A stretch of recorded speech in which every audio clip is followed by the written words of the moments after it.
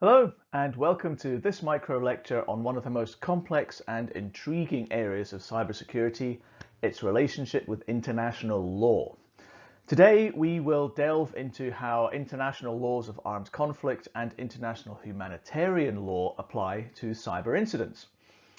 We'll discuss how to navigate the ambiguities and complexities of these laws using major cyber incidents like Stuxnet as a reference.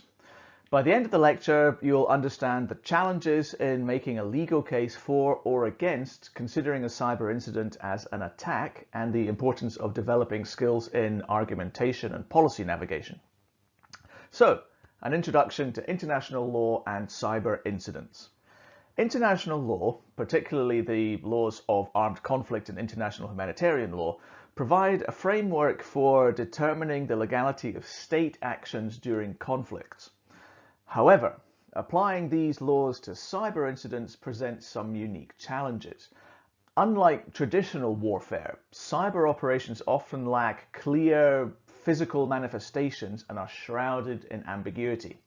For example, the Stuxnet worm, which targeted Iran's nuclear facilities and caused enrichment centrifuges to spin out of control, raised some significant questions about whether it constituted an act of war or a violation of international law. So we'll use Stuxnet as a legal case study. It's a prime example of the complexities involved in classifying cyber incidents under international law. While Stuxnet achieved its intended effect, sabotaging Iran's nuclear enrichment program, it did so without causing immediate physical destruction or loss of life. This raises the question, does Stuxnet qualify as an armed attack under international law? To answer this, we need first to consider the criteria for an armed attack. According to the United Nations Charter, an armed attack involves significant force, typically leading to death, injury, or destruction. Now, Stuxnet, however, caused operational disruption without direct physical damage, although it could be argued that physical damage was caused by the Stuxnet worm rendering nuclear enrichment centrifuges useless. This ambiguity highlights the difficulty in applying traditional definitions to cyber incidents. So, what are the international laws we're talking about?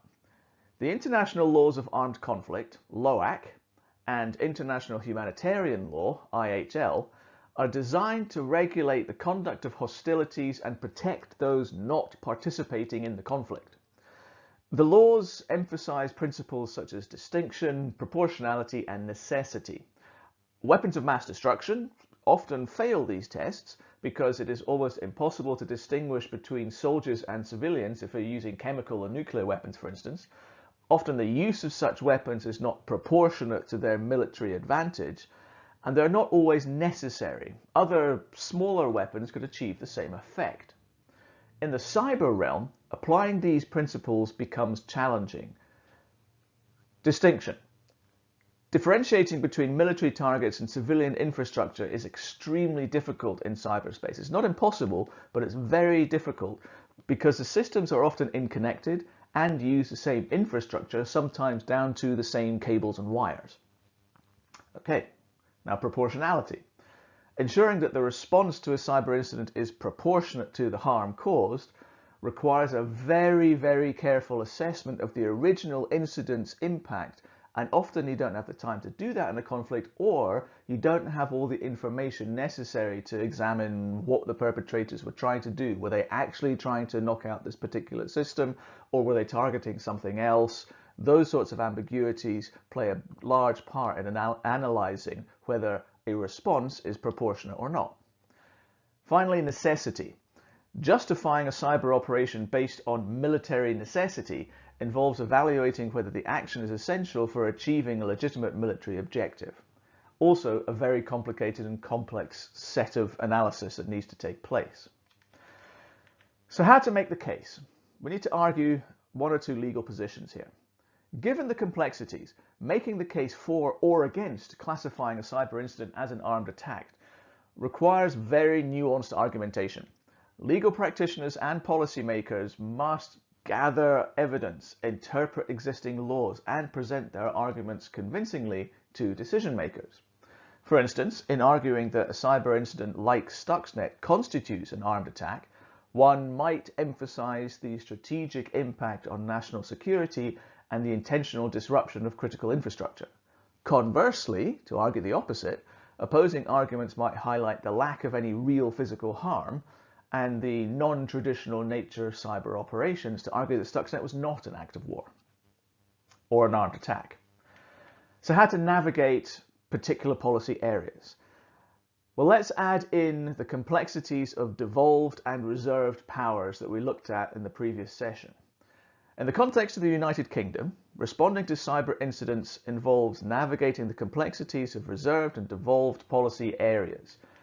Reserved powers are those held by the UK government in London, such as national defence and foreign affairs, while devolved powers are those delegated to regional governments, such as in Scotland, Wales and Northern Ireland, which include areas like education and health. Cyber incidents often blur these distinctions, as they can impact both national security, which is a reserved matter, and directly impact regional infrastructure, which is a devolved matter.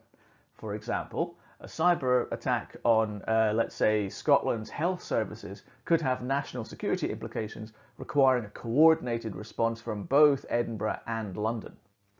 Policy and decision makers must navigate these blurred lines effectively, and that involves clear communication, cooperation, and the ability to argue for the necessary allocation of responsibility and resources. Understanding the interplay between reserved and devolved powers is crucial for developing cohesive and effective cyber resilience strategies, particularly in the context of complicated pieces of larger legislation like international law. The question then also arises, at what point can Scotland deal with international law, and where does that then cross over into becoming a reserved competence for the UK government? This question must be answered on a case-by-case basis. There's no hard and fast rule to that. So, in conclusion, the relationship between cyber incidents and international law is complex and often ambiguous.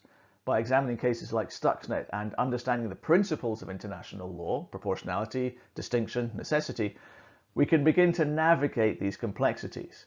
Developing skills in argumentation and policy navigation is essential for making informed decisions and presenting compelling cases to decision makers. Added to that mix of complexities, we have questions of a regional kind, like the distinction between reserved and devolved powers, that adds an extra layer of complexity to the discussions around applying international law.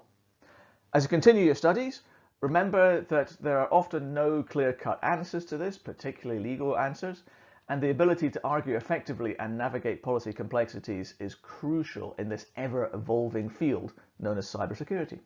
Thank you for watching, and I look forward to our discussions on a fascinating and very challenging topic. See you online.